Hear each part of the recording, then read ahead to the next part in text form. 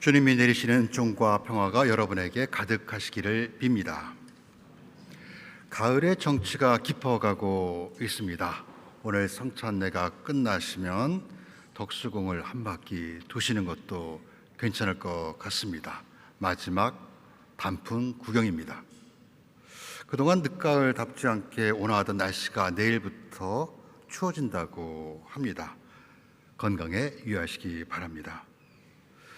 지난 한 주간에도 우리의 가슴을 아프게 하는 일들이 있었습니다.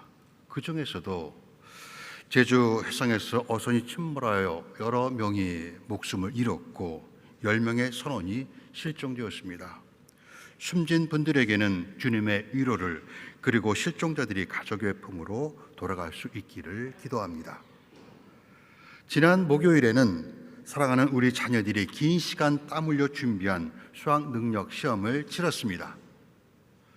결과에 상관없이 그들의 노력과 수고에 진심으로 격려와 칭찬의 박수를 보냅니다. 그들의 간절한 기도가 하늘에 닿기를 빕니다. 이제 한 주가 지나면 대림절기가 시작됩니다. 빠르게 흘러가는 시간이지만 신앙의 시간 속에서 잠시 멈추어 우리의 삶을 돌아보고 다가올 주님의 임재를 준비하는 성찰과 기도의 여정이 되기를 소망합니다. 성부와 성자와 성령의 이름으로 말씀드립니다. 교회력으로 한 해를 마무리하는 왕이신 그리스도 주기를 한 주 앞둔 오늘 독서와 복음은 세상의 종말에 관한 이야기로 가득합니다. 1독서 다니엘서는 나라가 생긴 이래 일찍이 없었던 어려운 때가 올 것이라고 말하고, 마르코 복음은 웅장한 건물들의 돌들이 어느 하나도 제자리에 그대로 얹혀있지 못하고 다 무너지고 말 것이다. 그러니 정신을 바싹 차리라고 경고합니다. 그런데 예수님께서 이 끔찍한 종말을 말씀하시는 장소는 아이러니하게도 아름다운 돌과 장식으로 화려하게 꾸며진 예루살렘 성전입니다. 예루살렘 성전은 당대 최고의 건축물이었습니다. 1세기에 활동했던 역사가 요세푸스는 대리석으로 치장된 성전이 마치 눈 덮인 산처럼 보였다고 말합니다. 건물의 크기도 놀랍지만 더 중요한 것은 이스라엘에게 있어 성전은 신앙의 중심이었고 민족의 자부심이었습니다. 성전은 유다인들의 영적 뿌리였으며 그것에서 드리는 희생제사는 수세기 동안 유대 종교의 핵심을 이루었습니다. 그 성전을 바라보는 제자들은 숨이 멎을 듯 했습니다. 그들은 먼저 성전의 웅장함에 압도되었고 하나님이 영이 머무는 성스러운 곳에 발을 디뎠다는 사실에 두려움에 떨고 있습니다. 그 성전이 무너질 것이라고 상상하는 사람은 아무도 없었습니다. 만약 하나님께서 택하신 거룩한 두 성이며 그분이 거처하시는 성전이 무너진다면 그것은 하나님이 이스라엘을 버리신다는 것과 같은 의미일 것입니다. 그런데 실제로 그런 일이 일어났습니다. 로마와 이스라엘의 전쟁이 로마의 승리로 끝나자 예루살렘 성전은 불태워지고 철저히 유린되었습니다. 주 70년 무렵입니다. 그런데 성전 파괴는 이번이 처음이 아니었습니다. 이스라엘 믿음의 표상인 성전은 이제까지 3번 지어지고 3번 무너졌습니다. 첫 번째 성전은 주전 967년 솔로몬 왕에 의해 세워졌습니다. 하지만 이스라엘이 풍요와 안정에 취하여 하느님과 멀어지자 하나님은 바빌로니아를 통해 이스라엘을 심판하셨습니다. 시온성 예루살렘과 솔로몬 성전은 주전 597년에 바빌로니아 침공으로 파괴되고 백성들은 포로로 끌려갑니다. 고통 속에 이스라엘이 울부짖자 하나님은 그들을 불쌍히 여기시고 페르시아 고레스 왕을 일으켜 바빌로니아를 치심으로 이스라엘을 노예에서 해방시켰습니다. 예루살렘으로 귀환한 이스라엘 백성들은 하느님께 감사하며 무너진 옛 솔로몬 성전의 기초 위에 스룹바벨 성전이라는 두 번째 성전을 건축했습니다. 그러나 시간이 흐르면서 이스라엘은 다시 하나님과의 언약에서 멀어졌습니다. 결국 두 번째 성전 또한 주전 63년 로마 제국에 의해 파괴되고 맙니다. 세 번째 성전은 이방인 출신으로 유다의 왕이 된 로마의 허수아비 헤로데가 유다인들의 환심을 사기 위해 세운 것입니다. 하지만 성전은 더 이상 내 집은 만민이 기도하는 집이라 하신 하느님의 거처가 아니었습니다. 예언자 마카베오는 성전의 목적에 대해 주님께서는 성전을 짓기 위해 백성을 택하신 것이 아니라 백성의 복리를 위해 성전을 세웠다고 말했지만 로마 제국과 결탁한 종교 엘리트들은 성전을 이익과 권력의 수단으로 삼았습니다. 예수님께서 예루살렘에 입성하신 후 가장 먼저 성전에서 장사하는 사람들을 내쫓고 성전을 정화하신 것도 그 때문입니다. 그렇게 허울뿐인 성전은 결국 주 70년 완전히 무너지고 맙니다. 솔로몬 성전과 스룹바벨 성전 그리고 예루살렘 성전이 무너진 것은 시대는 다르지만 상황은 동일합니다. 언젠가 예수님께서 잎만 무성하고 열매 맺지 못하는 무화과 나무를 저주하신 것처럼 외형만 웅장하고 화려할 뿐 정의와 사랑의 열매를 맺지 못할 때 하나님은 성전을 떠나셨습니다. 하지만 안타깝게도 그들은 성전이 파괴될 때마다 하나님의 뜻이 무엇인지 알려고 하기보다 외형의 성전을 재건하고 더 화려하게 치장하는 일에만 몰두했습니다. 이는 본질적으로 유대인들에게 성전은 하느님이 거처하시는 장소라는 공간적 이해가 지배했기 때문입니다. 그래서 새로 성전을 건축할 때마다 더 크고 더 화려하게 지었습니다. 제자들은 그 성전 외형에 감탄하며 선생님 저거 보십시오. 저 돌이며 건물이며 얼마나 웅장하고 볼만합니까? 감탄합니다. 그러나 예수님에게 성전은 건물 자체가 아니었습니다. 예수님은 지난 주일 복음에서 종교 지도자들이 과부의 가산을 빼앗아 불을 쌓고 성전을 강도의 소굴로 만들어 온갖 이권을 누리는 성전 시스템을 비판하셨습니다. 예수님에게 성전은 하나님에 대한 사랑, 과부와 고아, 낯선 이들과 이방인에 대한 사랑이라는 기초 위에 세워져 있습니다. 논란의 여지가 있지만 예루살렘 성전이 무너진 것이 마르코 복음이 집필되기 이전이라는 학설을 받아들이면 예수님께서 성전 파괴에 대해 말씀하신 것은 역사적 사건에 대한 예언이라기보다는 성전에 대한 새로운 이해에 관한 것이라고 보아야 합니다. 우리 성당도 그렇지만 대부분의 교회 건물 머릿돌에는 건축된 연도와 함께 하느님의 영광을 위하여라는 문구가 새겨져 있습니다. 교회 건물과 그 내부의 성물들은 하느님의 영광을 위해 봉헌된 것들입니다. 그러나 교회가 단순히 영적 유한이나 개인적인 경건의 공간으로만 사용되고 하느님의 영광을 위해 아무것도 하지 않는다면 더 이상 하느님의 집이라고 불릴 수 없게 됩니다.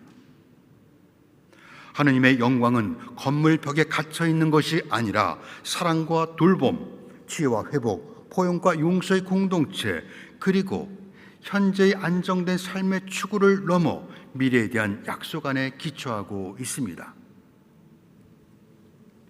마르코는 오늘 복음에서 성전이 무너질 것이라는 이야기를 통해 인간이 세운 탑들이 얼마나 무상한지를 말하고 있습니다. 사람들은 아담이 지은 죄를 반복합니다. 원죄를 말하는 것이 아닙니다. 우리 스스로 하느님이 되려고 한다는 것입니다. 우리 각자의 마음속에 자신만의 성전이 있습니다. 하느님 외에 우리를 지켜준다고 믿는 것이 있다면 재물이든 권력이든 명예든 그것이 바로 자신의 성전입니다. 그러나 마지막 날 오늘 복음에서 성전의 돌들이 어느 하나도 제자리에 그대로 얹혀있지 못하고 다 무너지고 말듯 우리가 자랑하던 세상 것들은 먼지가 되어 사라질 것입니다. 모두가 힘들다고 말합니다. 세대마다 고난은 끊이지 않고 계속 이어져 왔습니다. 예수님 시대의 사람들이 겪었던 가난, 질병, 그리고 박해는 오늘날에는 경제위기, 차별과 혐오, 그리고 기후변화로 인한 자연재해로 얼굴을 바꾸어 인간의 존엄성을 위협하고 있습니다. 우리는 현실이 너무 혼란스럽고 사는 게 힘들 때면 여기서 끝내는 것 외에는 다른 해결책이 없다고 느낄 때가 있습니다. 출구가 보이지 않는 절망의 한가운데서 희망을 노래하는 것은 어리석어 보일 수 있습니다. 이에 대해 체코의 극작가 바칠라프 하벨은 희망은 마음의 상태이지 세상의 상태가 아니라고 말합니다. 가장 어두운 순간에도 하나님께서 우리의 고통을 사용하여 선으로 바꾸실 것이라는 믿음과 희망만으로도 살아가는 데 충분할 때가 있습니다. 들을수록 혼란스럽고 두려운 오늘 복음의 이야기는 사실 박해 속에 있던 초기 그리스도인들에게 희망과 격려를 주기 위해 쓰여졌습니다. 마르코복음 13장은 요한 묵시록이나 구약의 다니엘서처럼 작은 묵시록으로 불립니다. 마르코복음에 쓰여질 무렵 초기 그리스도인들은 말할 수 없는 박해를 당하고 있었습니다.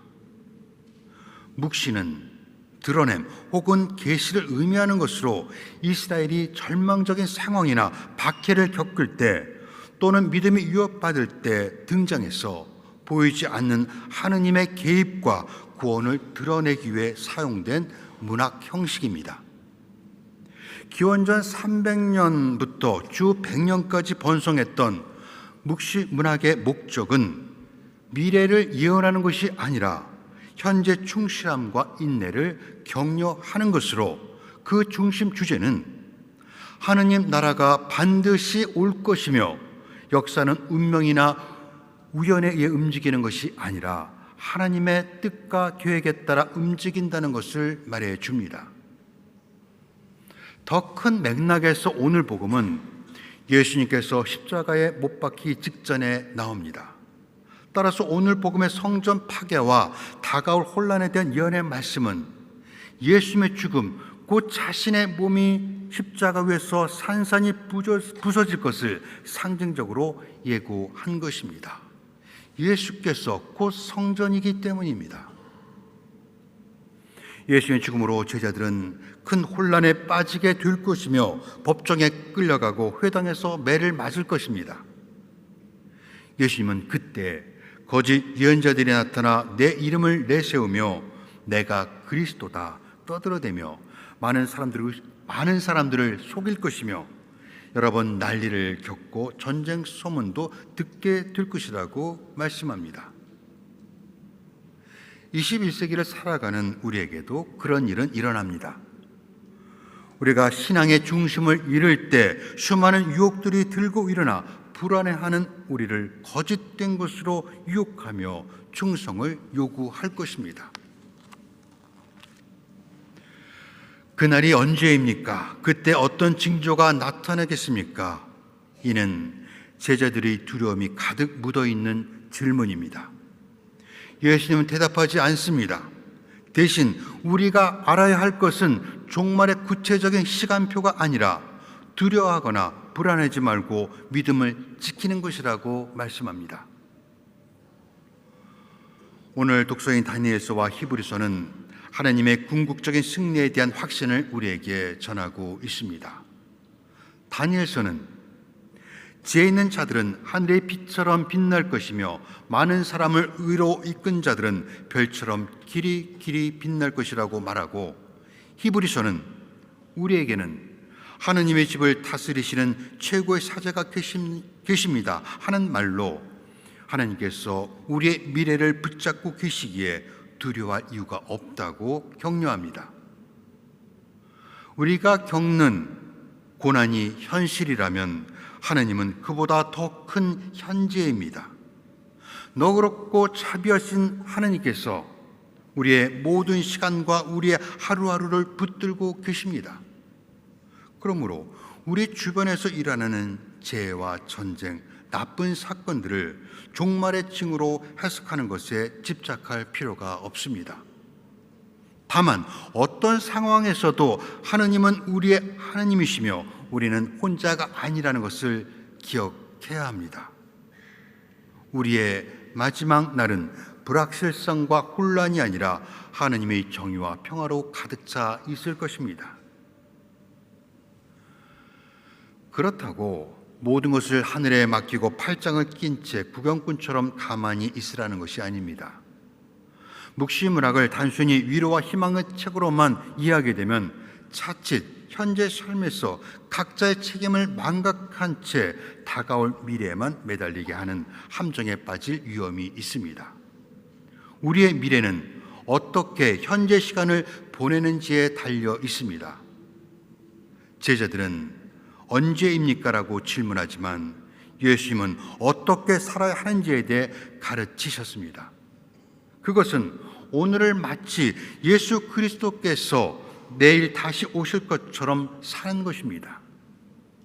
이는 이 독서 히브리서에서 바울로가 전하는 서로 격려해서 사랑과 좋은 일을 하도록 마음을 쓰며 낙심하지 말고 꾸준히 선한 일을 하라는 말씀으로 사는 것이고, 예수님께서 제자들에게 명하신 대로 고통받는 세상에서 하나님의 사랑을 증언하는 삶을 살아내는 것입니다. 우리는 하느님 나라가 언제 올지 알지 못합니다. 그러나 가을이 깊어가고 겨울이 다가오는 이때 대림절이라는 새로운 시작을 기다리며 희망의 빛을 다시 바라봅니다. 세상의 빛이시며 우리의 희망이신 그리스도께서 우리 가까이 다가와 계십니다. 그분과 함께 찬란한 대림의 빛으로 나아갑시다. 성부와 성자와 성령의 이름으로 말씀드렸습니다.